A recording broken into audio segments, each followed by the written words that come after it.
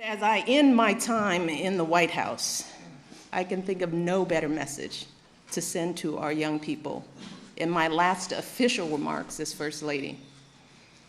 So for all the young people in this room and those who are watching, know that this country belongs to you, to all of you, from every background and walk of life.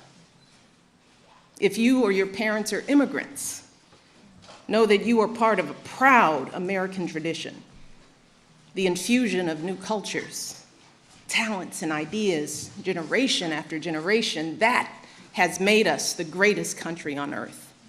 If your family doesn't have much money, I want you to remember that in this country, plenty of folks, including me and my husband, we started out with very little, but with a lot of hard work and a good education, anything is possible, even becoming president.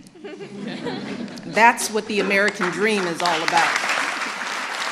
So the young people here and the young people out there, do not ever let anyone make you feel like you don't matter or like you don't have a place in our American story, because you do.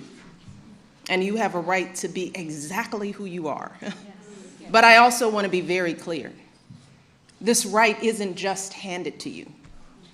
No, this right has to be earned every single day. You cannot take your freedoms for granted. Now, just like generations who've come before you, you have to do your part to preserve and protect those freedoms. And that starts right now, when you're young.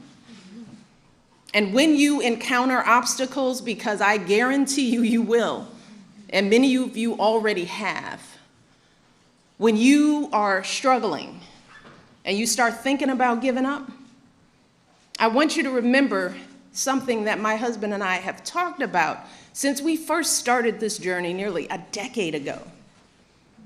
Something that has carried us through every moment in this White House and every moment of our lives.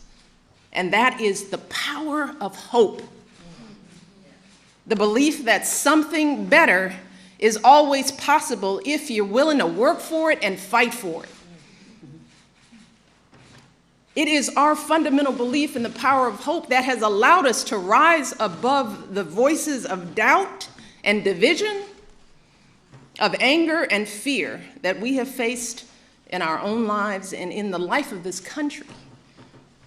Our hope that if we work hard enough and believe in ourselves, then we can be whatever we dream, regardless of the limitations that others may place on us. The hope that when people see us for who we truly are, maybe, just maybe, they too will be inspired to rise to their best possible selves. Shoot, it's the hope of my folks like my dad. Got up every day, do his job at the city water plant. The hope that one day his kids would go to college and have opportunities he never dreamed of. That's the kind of hope that every single one of us, politicians, parents, preachers, all of us, need to be providing for our young people, because that is what moves this country forward every single day.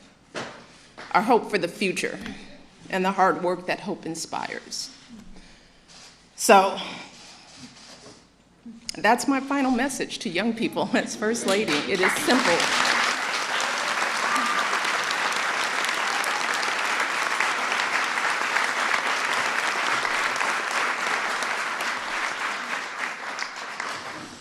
I want our young people to know that they matter, that they belong. So don't be afraid. You hear me? Young people, don't be afraid. Be focused. Be determined. Be hopeful. Be empowered. Empower yourselves with a good education. Then get out there and use that education to build a country worthy of your boundless promise. Lead by example with hope, never fear. So I want to close today by simply saying thank you. Thank you for everything you do for our kids and for our country. Being your First Lady has been the greatest honor of my life. and I hope I've made you proud. Thank you.